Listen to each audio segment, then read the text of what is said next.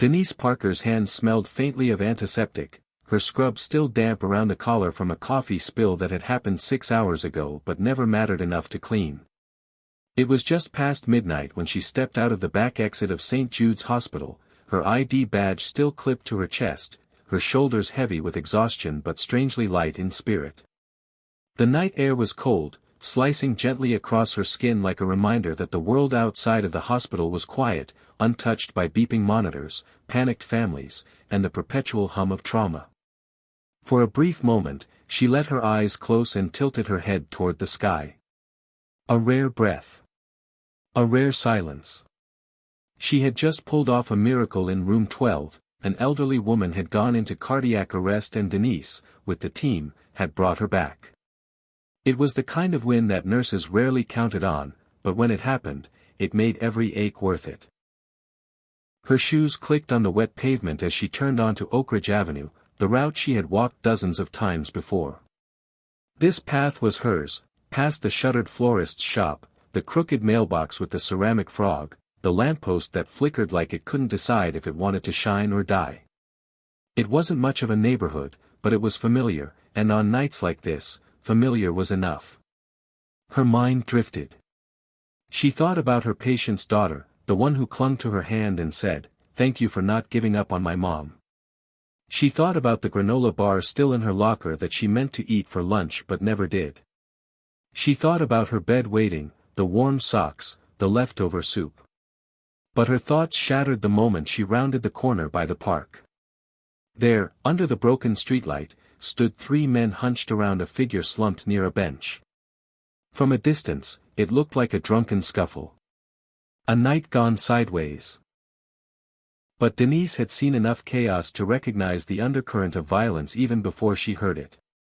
One of the men shoved the figure to the ground. Another kicked. The third bent low, spat words Denise couldn't make out.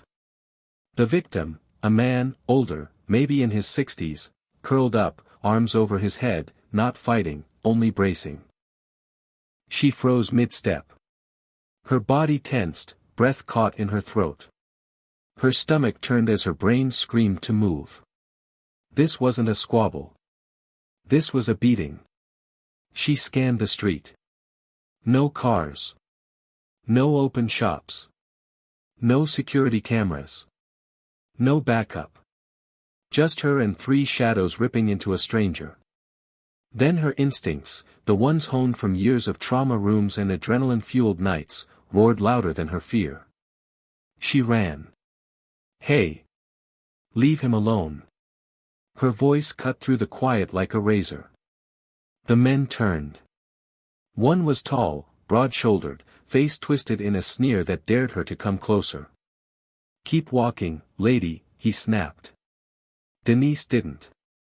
"He's done nothing to you. Walk away." The one closest to the older man had wild eyes, jittery hands, twitchy, erratic. High on something. "You want a problem?" he asked, stepping toward her. She didn't flinch. "Back off now." Time folded into something tight and dangerous. The twitchy one moved first. There was a glint, metal, fast, then pain. Sharp, hot, and deep. She didn't see the knife until it was already inside her, just below the ribs, slicing through her like breath through cold air. She gasped, a sound more reflex than voice, as her legs buckled. The world tilted. She felt her knees hit pavement, then her cheek, scraping across the concrete. The men ran. Footsteps disappeared into the dark. Everything went silent. A beat later, chaos rushed in. A woman screamed. Someone yelled for help. Another ran toward her, kneeling beside her. "Stay with me. Stay awake."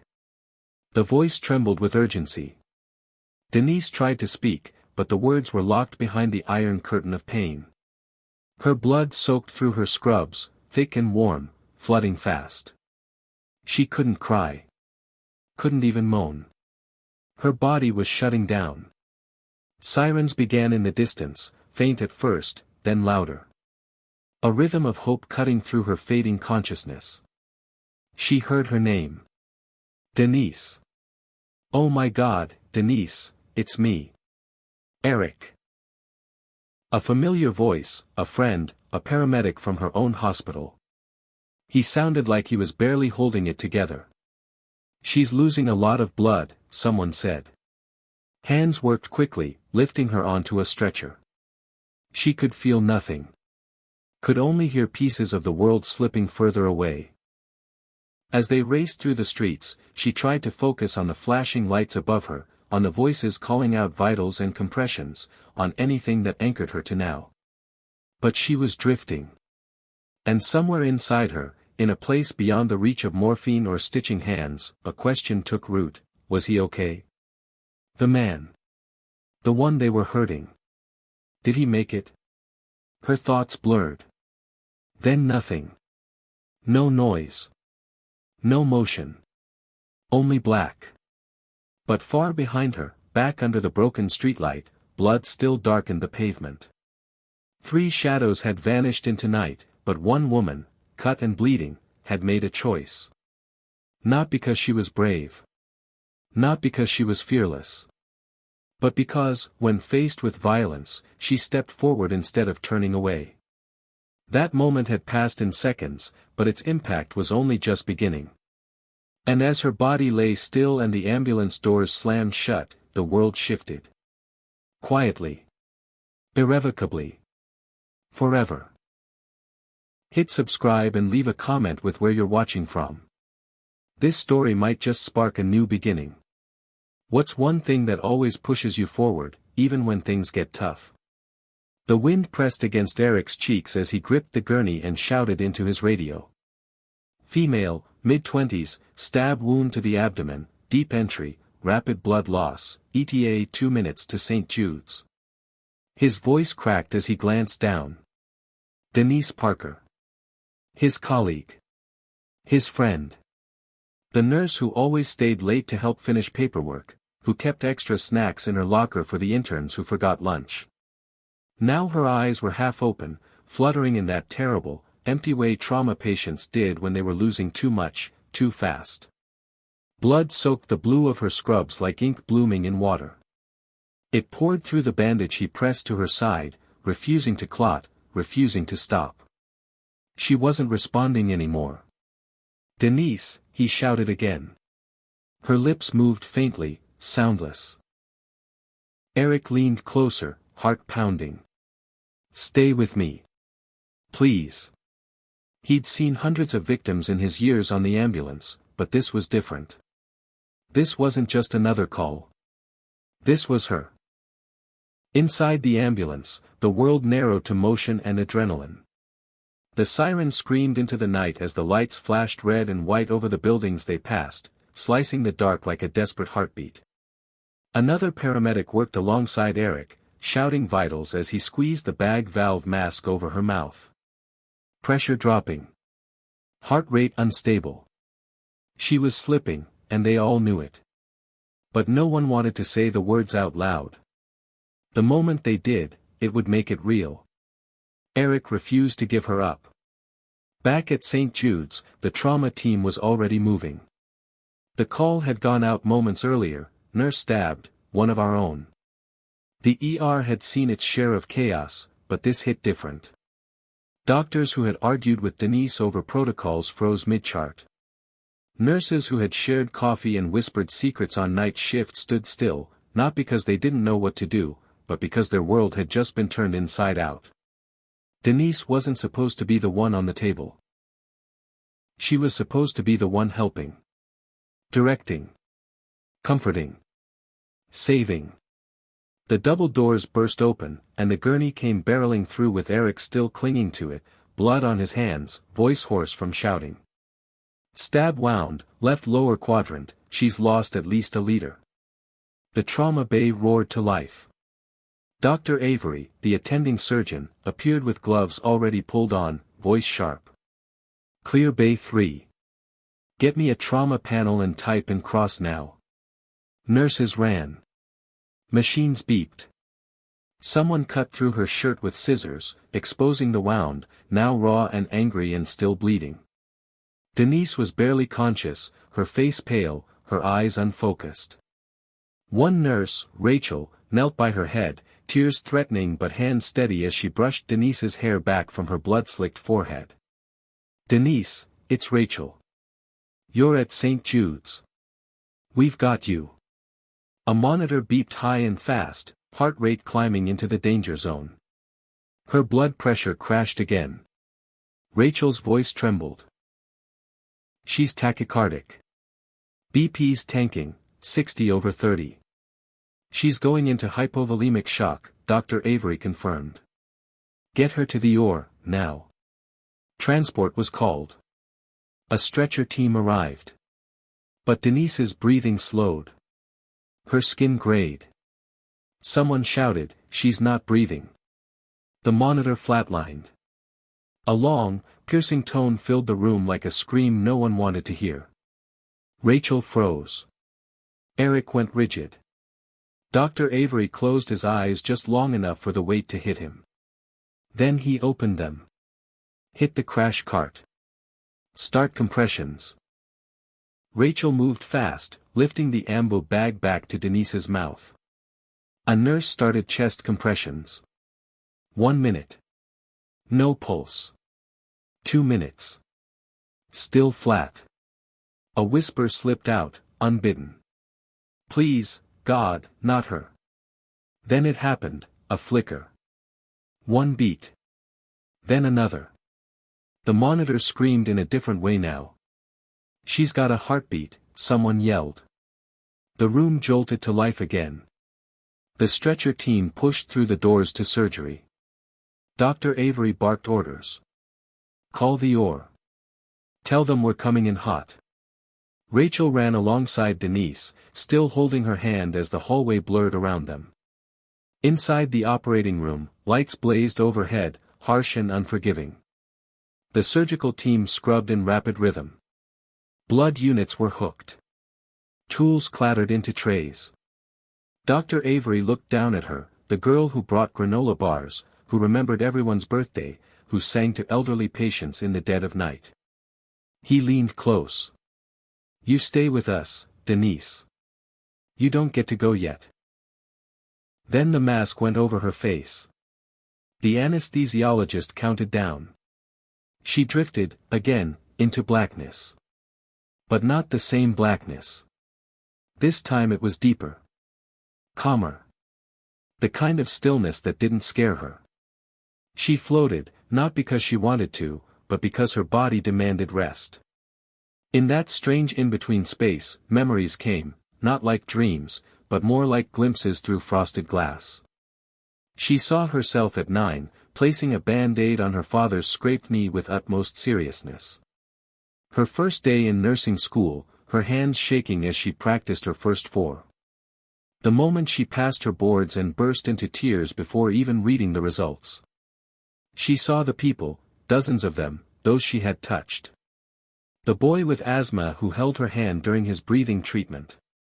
The woman who cried into her shoulder after her husband died. The soldier who asked her to call his mom because he couldn't bear to tell her about the amputation. Each one drifted past her like a ribbon on wind. Then the images stopped. One stood still. The face of the man she tried to save. Older. Bruised. Terrified. But alive.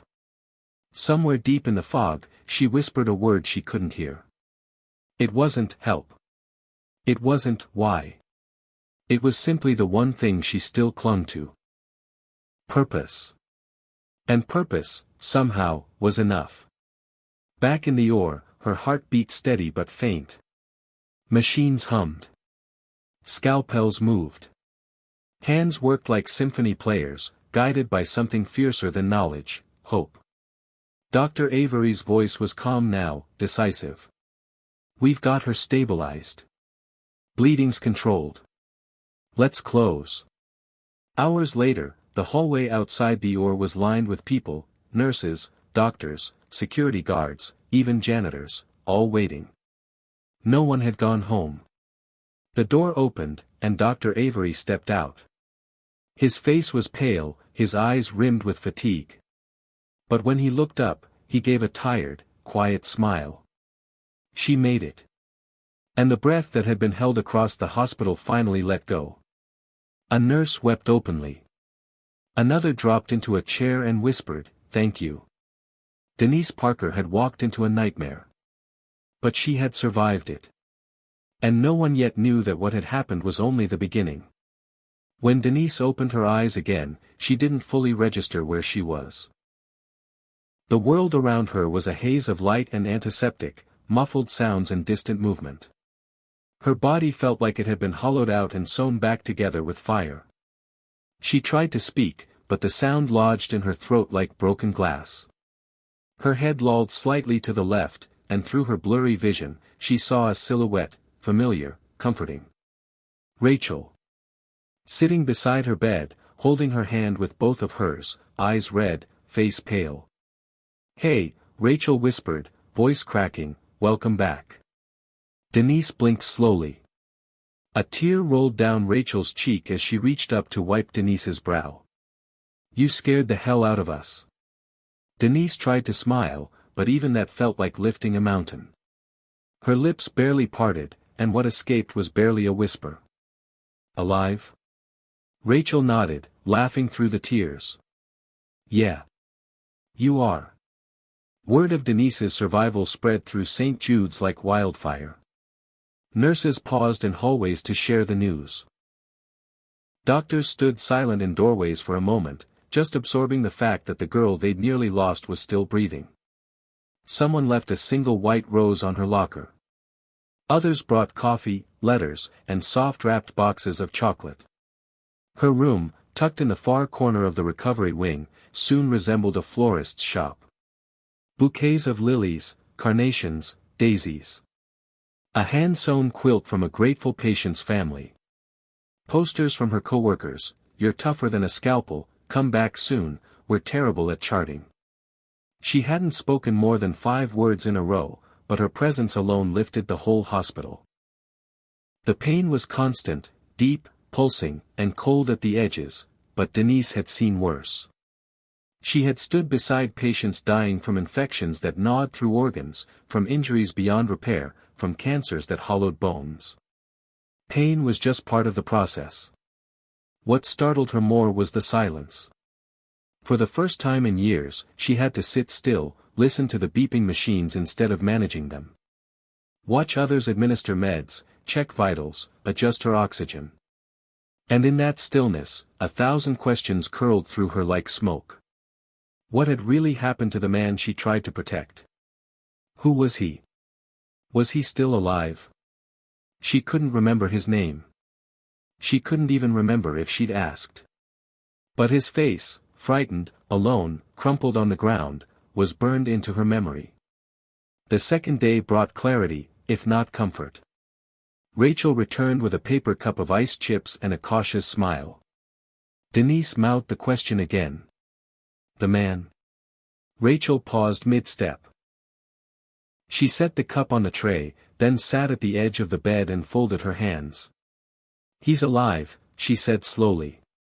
"Thanks to you." Relief hit Denise like a warm breeze, though her face remained still, exhausted. Rachel hesitated, then added, "There's more. But, someone else is coming to explain." Denise frowned. Rachel wouldn't meet her eyes. "Who?" she rasped. "Soon," Rachel whispered. "Just rest." An hour passed, then 2. More nurses came in and out. Her vitals improved. She even managed a full sentence with Rachel's help. "How long was I out?" Rachel told her, 24 hours. Surgery took 3. Recovery was a battle. Her heart had stopped. Twice. They almost lost her in the OR. But she had fought. Her body had refused to give in. That part made Denise smile. Faint, but real. Later that afternoon, the knock on her door was softer than expected. It wasn't a nurse's knock. It wasn't a doctor's. When the door opened, the man who stepped in didn't wear scrubs. He was tall, clean-cut, suit pressed to perfection. A subtle lapel pin glinted under the overhead lights. His presence wasn't loud, but it took over the room like gravity. Denise looked at him through narrowed eyes, trying to place him. "Miss Parker," he said gently. "May I sit?"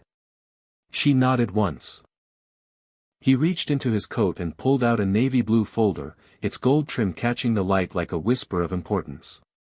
The seal stamped across the front made her breath catch. The presidential seal.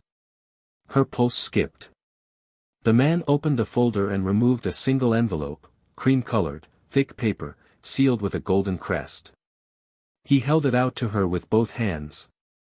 Denise took it with trembling fingers, the paper foreign and heavy in her hands. She peeled the seal open and unfolded the letter. Her eyes scanned the words once, then again, slower. And again. To Miss Denise Parker. It is with the deepest gratitude and respect that I extend my personal thanks for your extraordinary courage. Your selfless actions in defense of another, without regard for your own safety, embody the highest ideals of this nation. The man you protected is a dear friend, a patriot, and one of our country's most honored veterans. I would like to meet you in person to express my appreciation and recognize your heroism. Please accept this invitation to the White House at your convenience. Respectfully, the President of the United States. Denise's hands began to shake. She looked up, stunned. The person I saved, who was he? The man across from her leaned forward, voice softer now, carrying weight like marble. His name is Colonel Thomas Keene. Retired U.S. Marine. 3 tours overseas. Silver Star. Purple Heart. Defense advisor to multiple administrations. He is, family to the president. Denise's heart pounded. She searched her memory, trying to align the image of the bruised, curled man with the name and titles. She couldn't. Because in that alley, he hadn't been a colonel or an advisor. He had been a man getting kicked in the ribs. Alone. Bleeding. Human. You didn't just save someone, the visitor said gently. You saved him. Denise swallowed hard. A single tear slipped from the corner of her eye. Not for pain. Not even for the honor. But for the truth. She hadn't known. She hadn't needed to know. She had acted because it was right. Because someone had been in danger. Because fear hadn't been enough to stop her. And now the world knew her name. The colonel's recovering, the man added. He's been asking about you every hour. He wanted to be here, but he's under observation too. He asked me to tell you something, tell her she saved a Marine who doesn't go down easy. A shaky laugh burst from Denise's throat. It hurt, but it was real. The kind of laugh that only comes after a storm. The man stood slowly, sensing the weight of the moment. There will be more recognition. More to come. But for now, the president wanted you to know the truth. He paused at the door, then turned one last time. He also said this, America saw a nurse step into danger for a man she didn't know. That's the kind of courage we need more of. That's the kind of person we honor. Then he was gone. Denise lay still. The letter rested on her lap. The envelope glowed softly in the sterile light. Her heart thudded steadily, like a drum warming back to life. Outside her window, sirens passed.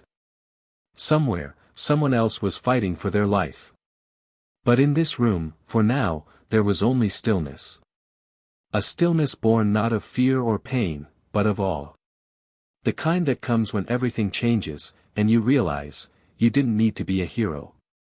You just had to be human. The hum of machines around her bed was steady now, no longer frantic or panicked but rhythmic and firm, like the tide breathing in and out. Denise lay there with her eyes closed, her body still heavy with medication, her side wrapped in gauze and pressure bandages that pressed against the memory of the blade. Time passed differently now, not in hours or minutes, but in sensations, slight warmth on her cheek from the rising sun, the distant click of heels on tile, the soft voices of nurses exchanging shift notes outside her door. And in that stillness, something inside her began to shift. Not physically. Something deeper. Something spiritual. She had survived. Her body had fought. But her soul was still finding its way back. It began with the sound of her own breath. She became aware of it slowly, like realizing a melody had been playing all along but you'd only just started to listen. Inhale. Exhale. Ragged, but real. With that breath came a flicker. One she couldn't name, like a thread tugging from far away, asking her to follow. And so she did. She let go of the surface, of the hospital bed and its rails, of the beeping monitor and the drip, and drifted somewhere quieter, somewhere between this world and the next. The light there was strange, not dark, not bright. Just vast. She couldn't see walls or ground, only moments. Memories. They floated around her like birds returning to a place they once called home. The first one she saw was the little boy with the asthma attack, the one who clung to her hand during the nebulizer treatment because he was too scared to sit still. She had rubbed small circles into his palm and hummed until he calmed down. Then came the image of an elderly woman in a purple scarf, gripping Denise's sleeve after being told her surgery had gone well.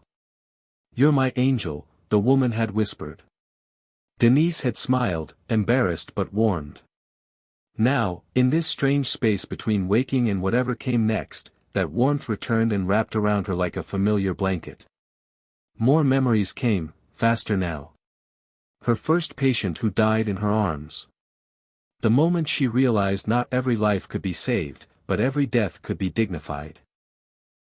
The time she sang softly to a veteran with a traumatic brain injury who hadn't spoken in weeks, and he blinked tears down his face as she held his hand. None of these were grand gestures. None had been caught on camera or written about in headlines. But they had mattered. And they returned to her now, one by one, tethering her to the essence of who she was beneath the title of nurse, just a person trying to keep others from drowning in their worst moments. Then she saw her father's face. Not as he looked now, older and weathered, but as she remembered him when she was 5 and had fallen from her bike. He had picked her up, cradled her, whispered, "You're braver than you think." And she had believed him. That belief had carried her through every crisis, every late night, every time she wanted to cry in the break room but went back into room 6 with a smile. It had carried her into that alley, too, when she saw the man being beaten and made a choice that would nearly kill her. Not because she thought she'd survive, but because she couldn't live with walking away. In this liminal place, she saw him again. The man. The one she had protected. But this time he wasn't curled up in fear or bleeding on the pavement. He was standing tall in a full-dress uniform, eyes alert, face lined with years. He looked directly at her and raised a hand to salute. She wanted to speak, but no words came. Only a deep swelling in her chest, as if her soul understood something her body hadn't yet caught up to. He was safe. Alive. And he knew what she had done. Then a new voice echoed, soft and unfamiliar but comforting. "You've always been enough." She didn't know where it came from. It might have been her own. It might have been God's. But it settled into her like truth. In that moment, Denise understood that the wound, the blood, the chaos, it wasn't what defined her. The world might see her as brave now, might reward her with titles or invitations or applause. But what had saved that man that night wasn't fame, or even training. It was something quieter. Older. It was the instinct to care. A tug pulled gently at her consciousness. Time to return. The memories began to fade. The light shifted. She felt the weight of her body again, the ache in her side, the stiffness in her throat. Voices grew louder. A nurse was speaking, checking her vitals. A doctor was charting at the end of the bed. Rachel was humming under her breath, wiping the corners of Denise's mouth with a warm cloth. And just like that, she was back. She didn't open her eyes right away. She just listened. Breathed. Let the sensations wash over her like rain. Her fingers twitched. Someone noticed. "She's stirring," said a soft voice. "Denise?" A gentle hand squeezed hers. She blinked once. Then again. Rachel leaned close. "Hey, hero," she said with a crooked smile. "Decided to rejoin us?"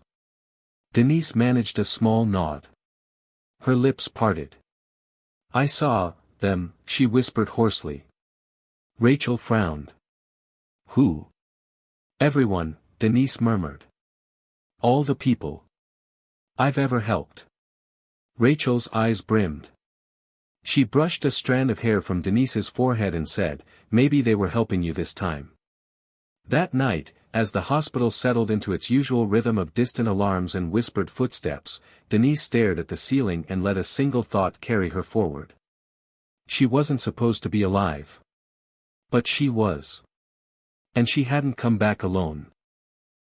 She had brought with her the silent testimony of 100 small acts of kindness, the unseen strength of those who live to heal, the spirit of a nurse who would do it all again. Even with a knife in her side. Even if no one ever knew. Because she did know. Now more than ever. And that was enough. Hit subscribe and leave a comment with where you're watching from. This story might just spark a new beginning. What's one thing that always pushes you forward, even when things get tough? Morning arrived gently, casting soft amber light through the hospital blinds of room 408. Denise opened her eyes slowly, not jolted by pain or panic this time, but with the quiet awareness of someone returning from a place they had almost stayed. Her breath was shallow, but steady. The world felt distant, like she was underwater and only just rising to the surface. Her body ached in places she couldn't name, and her side throbbed with a deep, pulsing heat that reminded her she was still here, still healing. As her vision cleared, she saw the transformation of her room. Flowers spilled across the windowsill, sunflowers, daisies, lilies. Dozens of arrangements in various colors and vases, like a celebration had erupted in her absence.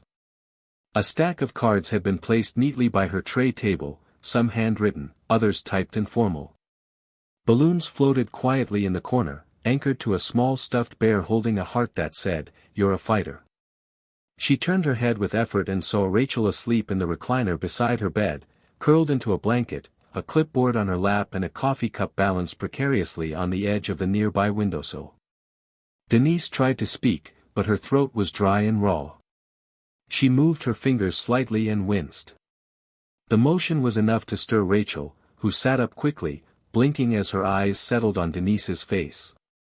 "Hey," Rachel whispered, her voice heavy with sleep and emotion, "you're really back this time."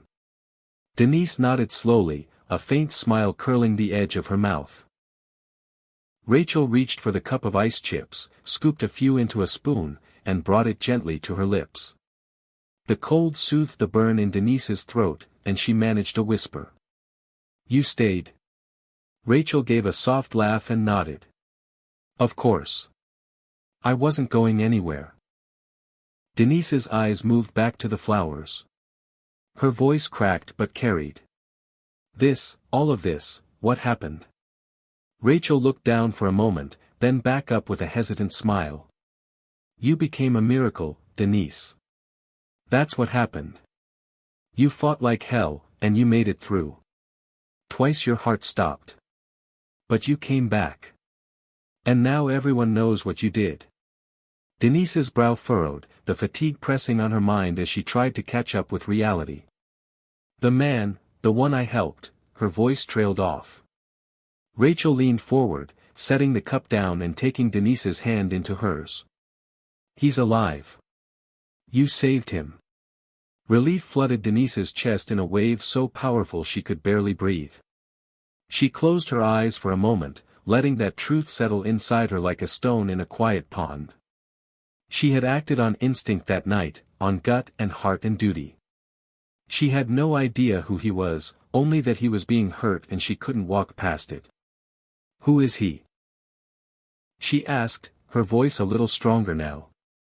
Rachel paused. Her lips parted like she was about to speak, then stopped. She shook her head slightly. That's not my story to tell. But someone's coming. Someone who can. That answer landed heavy in the room. Denise didn't push. She lay back, eyes to the ceiling, mind tracing the outline of the moment when everything had changed. The blood. The pain. The face of the man on the ground. The way his eyes had looked up at her, not with expectation, but disbelief. No one had expected her to do what she did. Not him. Not the men who attacked him. Maybe not even herself. A nurse saves lives in a hospital, in sterile rooms with controlled chaos and monitors to guide her. But that night, she hadn't had any of that. Just darkness, fear, and her own conviction. And still, she had moved. Still, she had chosen to protect. Over the next hour, nurses came and went. Some to check vitals, others just to say hello. They brought more flowers, more notes, and stories of how the entire hospital had frozen when they heard the call come and that one of their own had been stabbed. Denise listened, still trying to understand how the routine walk home had turned into this tidal wave of attention and reverence. Her stats were improving. The fever had dropped. Her body, battered and torn, was mending itself slowly. But something in the air had shifted. She could feel it, like a current of something just beyond reach. Not fear. Not pain. Something larger. Something waiting. Then came the knock. It wasn't loud, just two gentle raps against the door. Rachel turned toward it and stood, brushing off her scrubs as if preparing for something she already knew was coming. "I'll give you two a moment," she said quietly and stepped out. The door opened, and a man stepped inside. He was tall, well-dressed in a black suit with a subtle American flag pin on his lapel. His shoes barely made a sound on the tile, but his presence filled the room like a sudden change in pressure. Denise looked at him, eyes narrowing slightly with curiosity. He smiled faintly and offered a respectful nod. "Miss Parker," he said in a voice both calm and commanding, "I hope I'm not disturbing your rest." She shook her head. He reached into his coat and pulled out a navy blue folder, embossed with gold trim and the seal of the President of the United States. Her breath caught. He saw her reaction and softened his voice. "May I?" She nodded, unable to form words. He opened the folder carefully and removed a cream-colored envelope, thick and elegant, sealed with a golden crest. With two hands, he offered it to her. She took it, fingers trembling as she broke the seal. Inside was a single sheet of paper, folded perfectly, the ink crisp and dark. She read the first line and her vision blurred. Then the second. And the third. "To Miss Denise Parker, it is with the deepest gratitude and respect that I extend my personal thanks for your extraordinary courage." Her hands trembled as she finished reading. Her eyes lifted to the man who stood patiently before her. This can't be real." "It is," he said gently. "The man you saved is Colonel Thomas Keene. He's a retired Marine. Decorated. Honored. A close friend of the President. You didn't know who he was that night. You didn't ask. But you saved him anyway." Denise stared at the wall, stunned. Her thoughts were a whirlwind of disbelief. The man she had found bleeding and beaten was not just anyone. He had fought for his country. He had advised presidents. And yet, in that moment, he had simply been another human, helpless and afraid. And that had been enough for her. She looked back at the letter, reading it once more. The words didn't just thank her. They invited her. To meet the president. To be honored. To have her name etched into something greater than recognition. Something eternal. The man took a step closer. "He's recovering. He asked about you the moment he woke up. He wanted to be here himself, but he's still under observation. He sends his deepest gratitude, and his respect. Denise's eyes welled again. Not for the honor, not even for the surprise.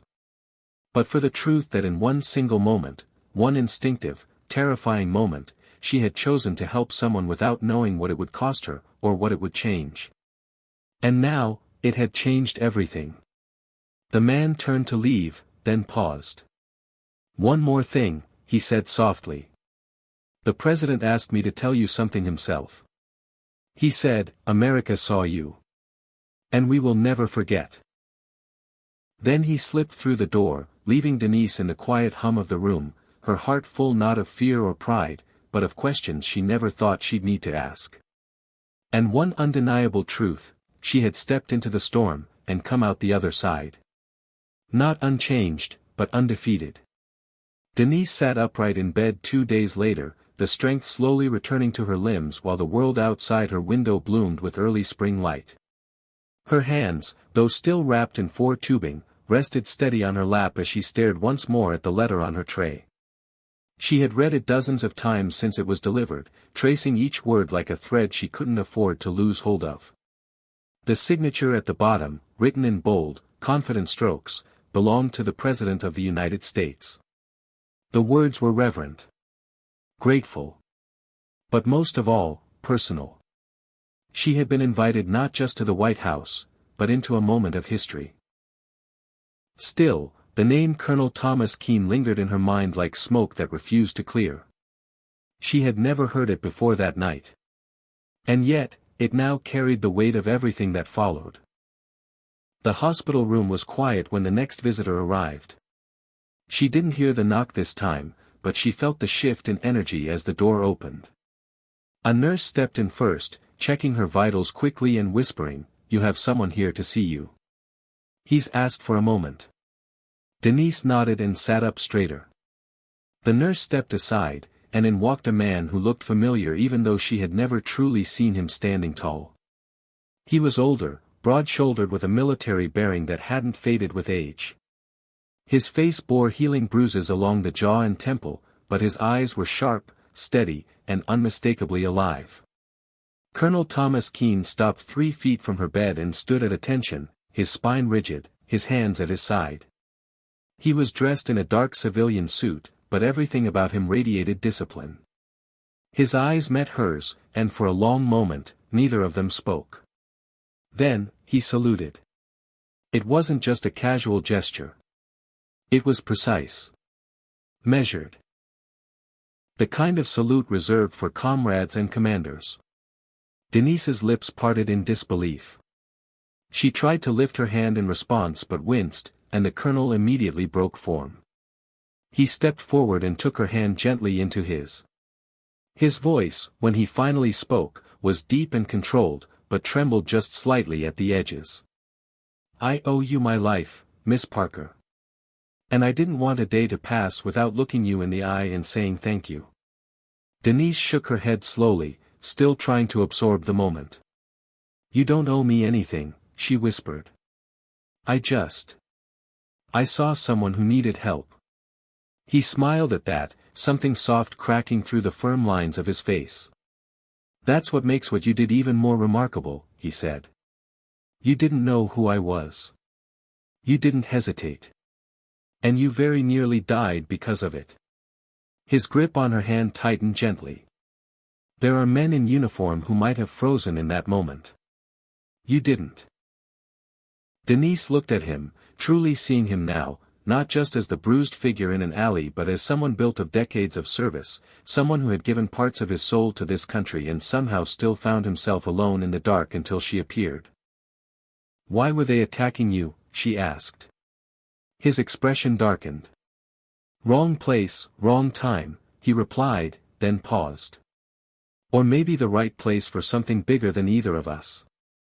I was leaving a meeting, unofficial, at a secure site. Took a side street to avoid attention. They must have seen me, thought I was an easy target. I'm not as fast as I used to be." His jaw flexed.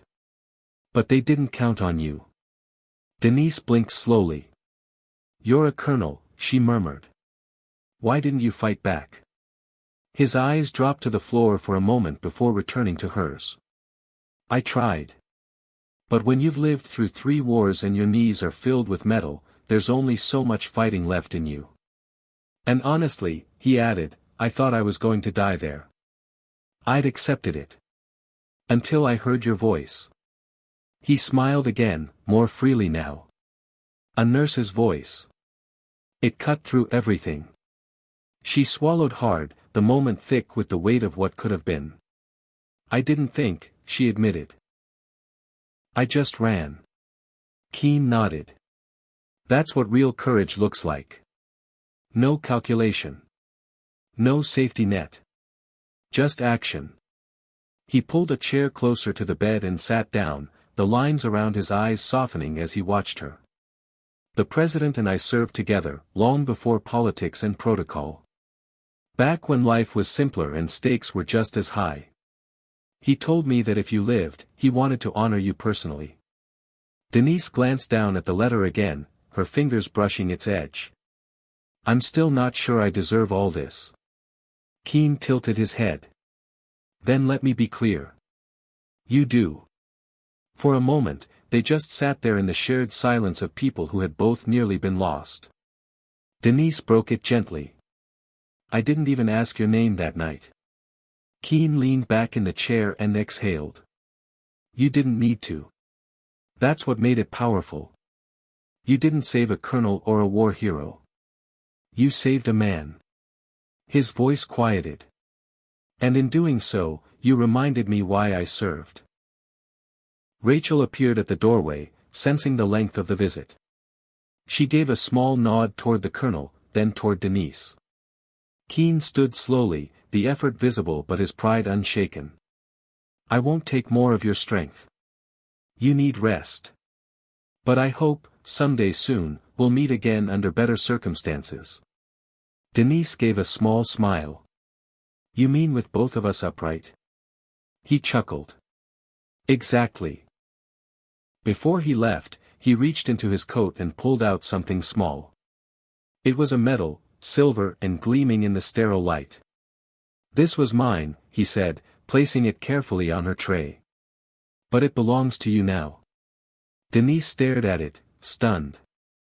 I can't, he raised a hand gently. You already did.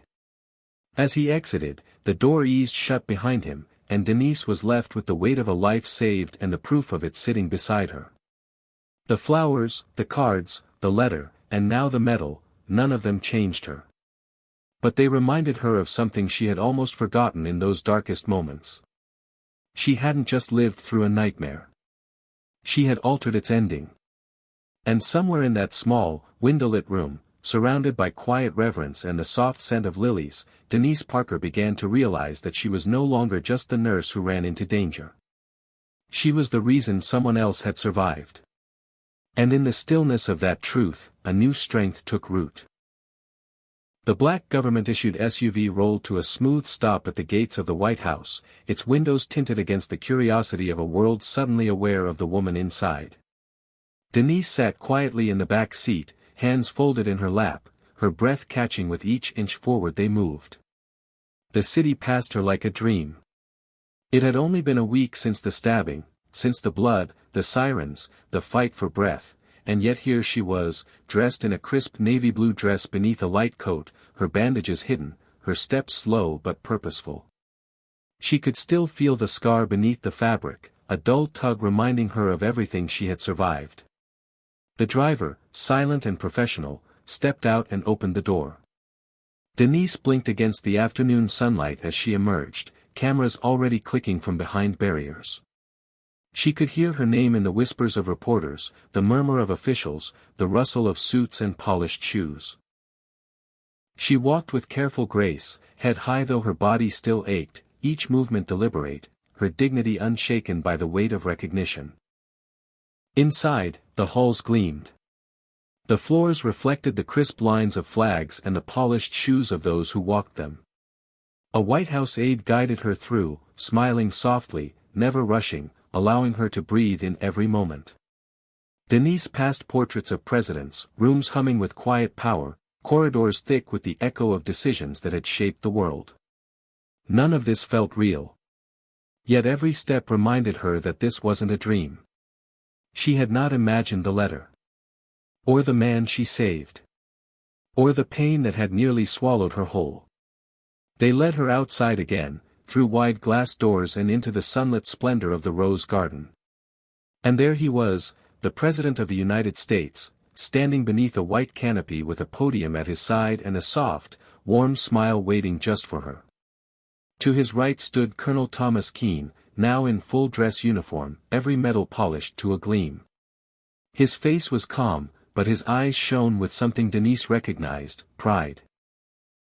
Rows of white chairs lined the lawn, filled with dignitaries, officials, press members, and scattered among them, the people who mattered most. Her parents sat near the front. Her mother dabbed her eyes with a handkerchief, and her father, usually stoic, nodded at her with tears held firmly behind his resolve. A few faces from St. Jude's were present too, Rachel, Dr. Avery, and even Eric, her paramedic friend who had shouted into the radio and refused to let her die. The president stepped to the podium as she approached, and the applause began. It wasn't loud. It wasn't theatrical. It was reverent. The kind of sound that wrapped around you like a warm blanket, not because of fame, but because of respect. Denise stood beside the president, unsure where to place her hands, her heart pounding so loudly she was certain it could be heard across the lawn. The president raised his hand and the crowd quieted. Ladies and gentlemen, he began, we gather today not to talk about politics, policy, or headlines. We gather to recognize something far more enduring, courage. Real, raw, undeniable courage. The kind that doesn't announce itself, that doesn't wait for cameras or titles. The kind that simply acts. He turned to her, eyes filled with sincerity. Denise Parker is a nurse. Not a soldier. Not a public official. A citizen. And yet, when faced with danger, when most would have looked away or walked faster, she ran toward it. She saw a man in need and chose to stand between him and harm. In doing so, she saved a life. He turned toward Colonel Keene. That life was not just any life. Colonel Thomas Keene has served this nation with distinction for over 3 decades. He is a decorated Marine, a trusted advisor, and a personal friend. He would not be standing here today were it not for Denise Parker. Keene gave a quiet nod, his eyes meeting hers with gratitude that needed no words. The president continued.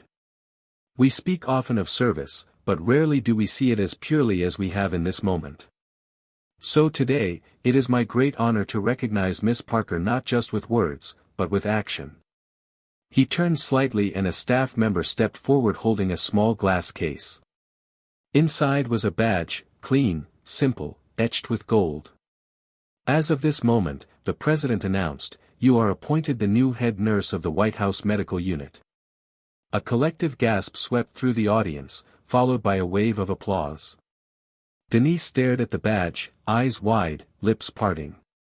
She lifted her hands slowly to her face, covering her mouth as tears welled again, not from pain this time, but from disbelief. The president stepped forward and placed the badge in her hands. You've more than earned it, he said softly. Then came the second surprise. In addition, we believe no act of heroism should go unsupported. So today, on behalf of this nation, we are gifting you a new government vehicle. It's waiting just beyond these gates. More applause. Denise blinked rapidly, overwhelmed. And still, it wasn't over. Lastly, the president added, his voice warm, we know that healing takes more than bandages. It takes safety. Peace. And space to breathe. So, a new home, located just minutes from here, fully furnished, is yours. No rent. No mortgage. Just our thanks. Her knees nearly gave out. She reached for the podium to steady herself. The moment didn't feel like a reward. It felt like an exhale after a breath held far too long. The president stepped toward her again, and this time he reached for her hands. "Denise," he said gently, "you reminded us what real strength looks like. You didn't ask who the man was. You didn't weigh your chances. You just acted. And that is why this country honors you. That is why we will never forget you." The applause rose again, louder this time, richer.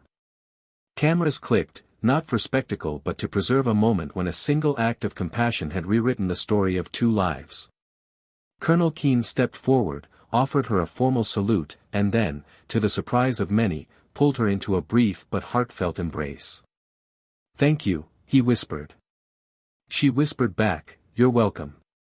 As the ceremony concluded, her parents rose and walked toward her.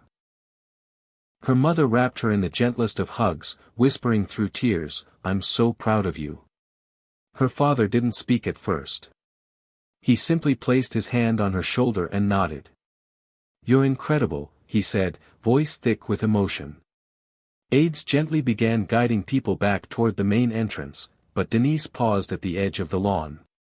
She turned back toward the podium, the seal, the flags rippling in the breeze.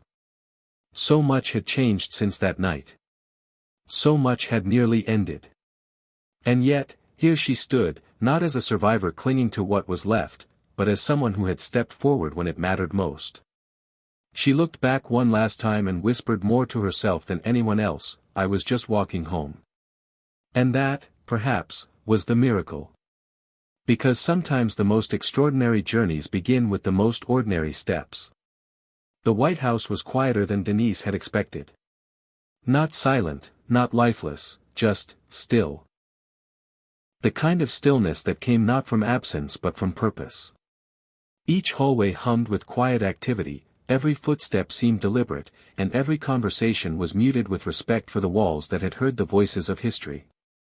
Denise walked them now not as a visitor or a guest, but as a member of the staff. Her new badge, red with gold trim, was clipped just above her heart, the words, "Head Nurse, White House Medical Unit," etched beneath her name in clean, precise font.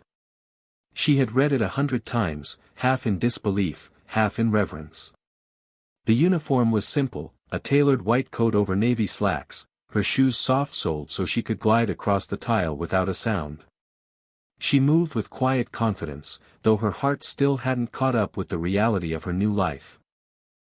Her first morning started before the sun had cleared the horizon. She arrived at the staff entrance, passed through security with a nod from the agents who already knew her name, and descended into the lower levels where the medical unit was located.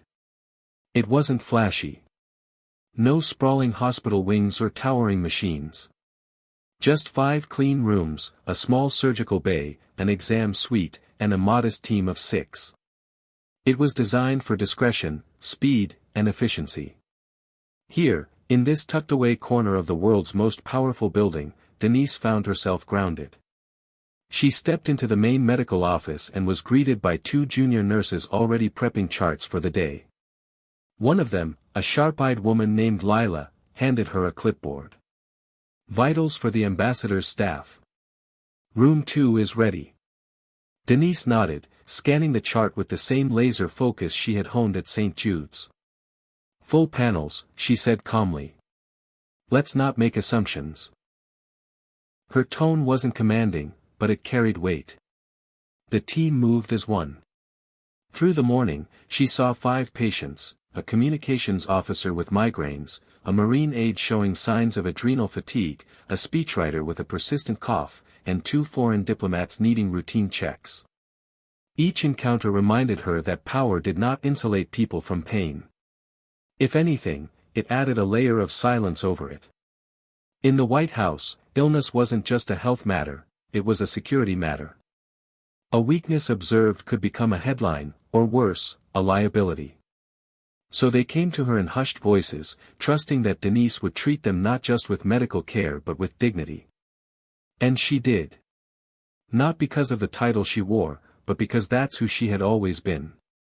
Between appointments, she retreated to her office, a small room tucked at the end of the hallway, walls painted a soft gray-blue, a single window letting in filtered light. There were no grand decorations, just a framed quote above her desk that read, "Do what's needed." Do it with grace.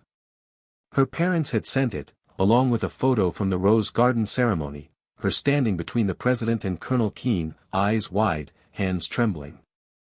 She didn't look like a hero in the photo. She looked human. And that's what she cherished most. The desk was tidy. A few medical journals sat neatly stacked in one corner, and a notepad filled with patient summaries lay to the right. She took a moment each morning with a cup of peppermint tea, breathing in the quiet before the rhythm of the day returned. Around noon, she received a discreet request from the West Wing.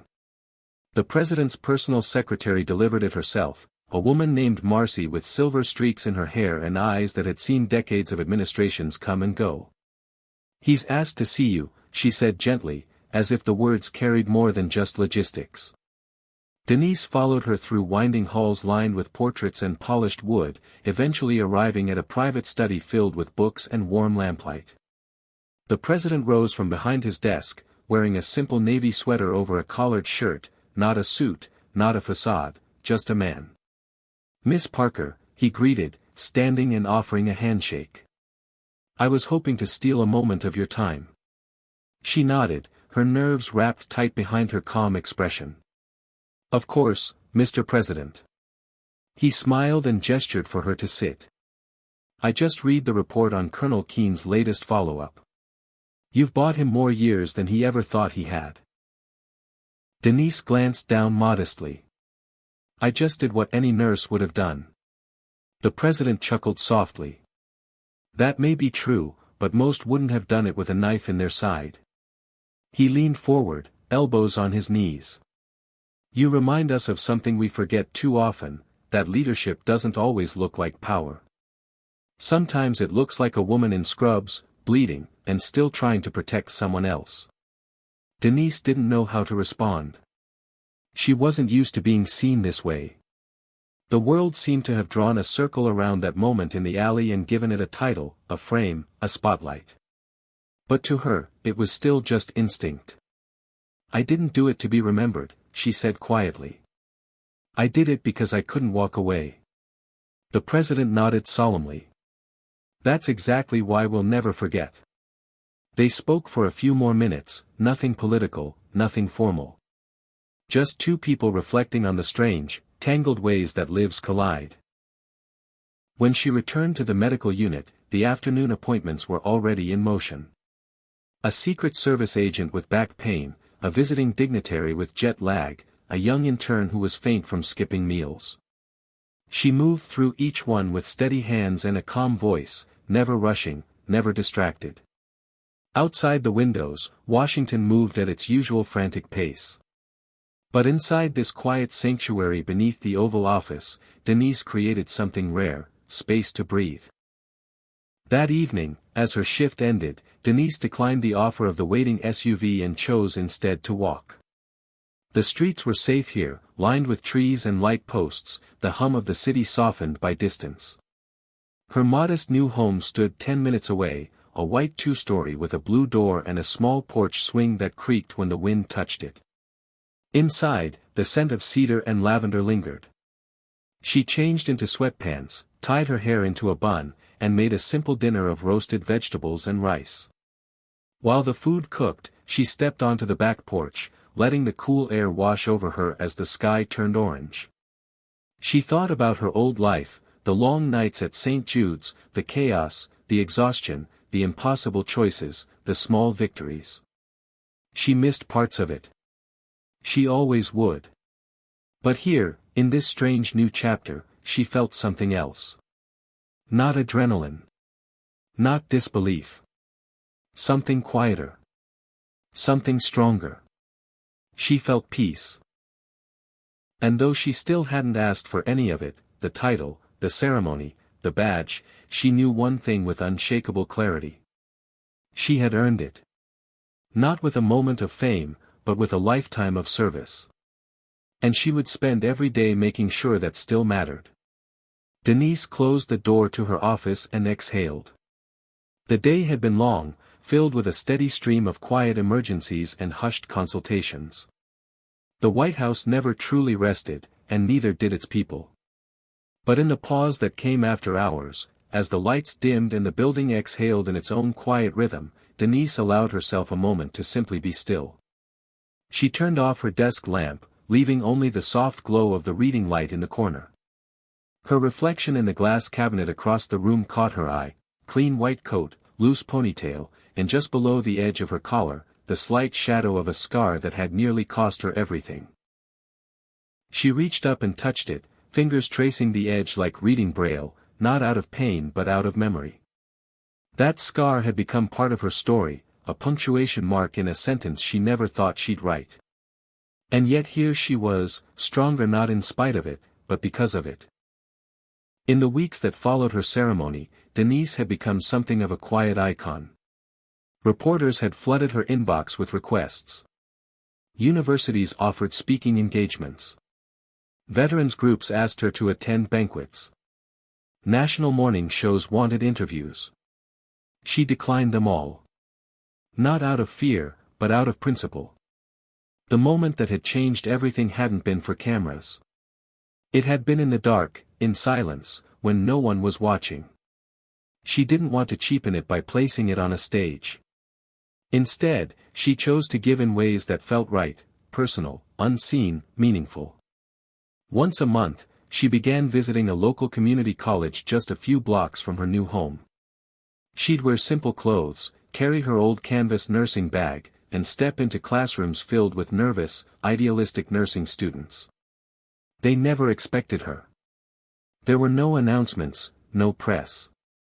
She would just sit among them for a moment before the professor introduced her softly. "This is Nurse Denise Parker. She'd like to speak with you." The room always grew silent, eyes wide, breaths held. She never began with the alley. She never mentioned the president or the White House. She spoke of night shifts, the emotional cost of caregiving, the importance of presence over perfection. She told them about patients who died with dignity because a nurse stayed an extra hour. About the value of emotional detachment when necessary, and of letting tears come when they must. She told them about listening more than talking. And then she would answer their questions, not with polished answers, but with honesty. One afternoon, as she packed up to leave, a young woman lingered behind. She was small, with oversized glasses and trembling hands that clutched a worn notebook. "You make it feel okay," she said softly, "to be scared but still go." Denise paused. The words settled into her like sunlight through fog. She reached out and gently squeezed the student's shoulder. "Fear's not the enemy," she said. "Hesitation is." Back at the White House, her role expanded in subtle ways. She became more than just a caretaker for bodies. She became a calm presence in moments of uncertainty. One day, a woman in a sharp business suit approached her in the hallway. "You're Nurse Parker, right?" she asked. Denise stopped and nodded. The woman's eyes shimmered. "You treated my father last month, the retired Navy man with heart arrhythmia." Denise smiled gently, recalling the patient. "I remember," she said. The woman nodded slowly. "You made him feel human again." Denise tilted her head. "He is human." The woman's voice cracked. "Not everyone treats him like that anymore." Denise offered a quiet smile and placed a hand over the woman's. "Here, we do." Moments like that didn't make headlines. But they were the ones she carried home. She began keeping a small journal again, something she hadn't done since nursing school. Every Sunday night, she would sit by the window of her modest home, the light low, the porch swing creaking faintly outside, and write. Not about numbers or vitals or outcomes. But about moments. A diplomat who hadn't smiled in weeks finally cracking a joke. A Secret Service agent thanking her for checking in after his surgery.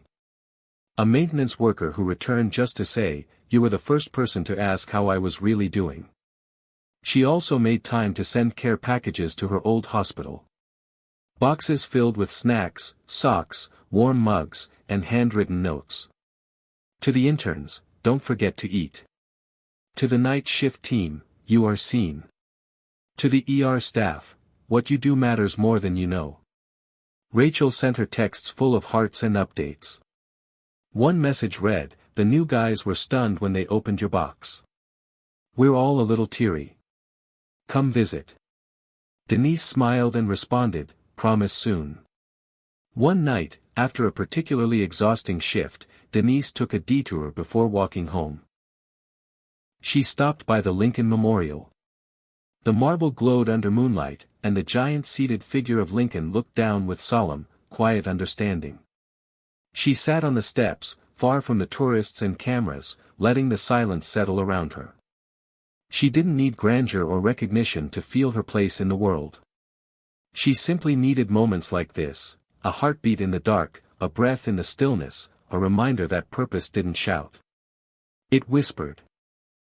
She looked up at the statue and whispered a prayer. Not for herself, but for the people she cared for each day. For the courage to keep choosing others. For the strength to not grow hardened. For the grace to never lose the softness that made her who she was. On the way home, she passed a bookstore and paused at the display window. A title caught her eye, The Quiet Heroes. She didn't go in. She just smiled and walked on, her reflection catching in the glass, coat fluttering slightly, steps slow but steady, the faintest line of a scar just visible along her neck. In that reflection, she didn't see a survivor. She saw a nurse. A woman who had chosen to walk into danger. A woman who still chose to walk toward others, one day at a time. The scar would always be there. But so would the mission. And it was far from over. The morning sun crept gently across the sky, casting golden streaks over the quiet neighborhood where Denise now lived. It was early, earlier than she usually stirred. But today wasn't just any morning. Today marked 1 year since the night that changed everything. The scar beneath her ribs had faded into a thin, pale line, and though her body had long healed, Denise knew that today would always carry weight, even if only in silence. She sat at her kitchen table with a warm mug of tea between her hands, her journal open but untouched, the pen resting on the page like it knew the words hadn't yet arrived. She wasn't sad. She wasn't afraid. She was remembering. And remembering, she had learned, was its own quiet form of gratitude. Instead of going to work, she had taken the day off. Not to rest. Not to mourn. But to do something she hadn't told anyone about. She packed a small box into a tote bag and slipped on a simple sweater, jeans, and soft walking shoes. There was no security detail, no press, no staff car waiting at the curb. Today, she would walk, just like she had done that night. The route was etched into her muscles, still familiar despite the months that had passed. The streets held a memory in every turn, but they no longer made her flinch. As she neared the old park, her steps slowed, the bag at her side swinging gently. The bench was still there. The streetlight still flickered. The sidewalk had been patched since then, the blood long gone. But she could still see it. Not the fear. Not the fall. But the decision. The voice inside her that had said, "Go." Across from the bench was a small community center, quiet at this hour, with a side door labeled food and shelter access, deliveries only. Denise walked up, rang the bell, and waited. A young man in a gray hoodie opened it, blinking at the early hour. Before he could speak, she smiled and held out the box. "I baked this," she said softly. "It's peach pie. My mom's recipe." The young man looked surprised but nodded. "You're donating it?" She nodded. "To share. It's just something I do every year now." He took it carefully and smiled. "Thanks. I'll make sure it gets where it needs to go." She turned to leave without another word. No one there recognized her. No one needed to. As she walked back, the streets were beginning to wake. Buses sighed at intersections. Schoolchildren clutched backpacks, mothers called after them, dogs barked at passing runners. The world had moved on, as it always does. But Denise had discovered something strange and beautiful in the aftermath of her survival. The quiet mattered. Not every impact had to echo loudly to be real. Some of the most powerful ripples went unnoticed, like a smile to a stranger, a pie dropped off without a name, a hand held at the edge of a hospital bed. She reached her front door and paused, glancing down the street. A breeze lifted the corner of her coat, and she inhaled the scent of fresh-cut grass, somewhere faintly mixed with the memory of antiseptic and spring rain. Inside her house, the photo still sat on the mantel, her between the president and Colonel Keene, that unforgettable day in the rose garden. She didn't look at it often, but today she let her eyes settle on it for a long moment. She didn't see the hero the country had celebrated. She saw the nurse who had walked home one night and chose not to keep walking when someone needed her. That photo was the only one in the room. Her walls weren't covered with honors or accolades. Her home was filled with small comforts instead. A rocking chair by the window. A basket of folded blankets. The scent of lavender and cedar. A shelf of well-worn books and handwritten notes from students and friends. Later that afternoon, Rachel arrived with a covered dish in one hand and 2 bottles of sparkling water in the other. She didn't knock. She never did. Denise opened the door before she could say a word and hugged her tightly. "You remembered," Denise said. Rachel rolled her eyes, grinning. "You think I'd forget Pi Day?" They sat on the porch and ate in silence for a while, the food simple but full of shared memory. She looked up at the statue and whispered a prayer. Not for herself. But for the people she cared for each day. For the courage to keep choosing others. For the strength to not grow hardened. For the grace to never lose the softness that made her who she was. On the way home, she passed a bookstore and paused at the display window. A title caught her eye, The Quiet Heroes. She didn't go in.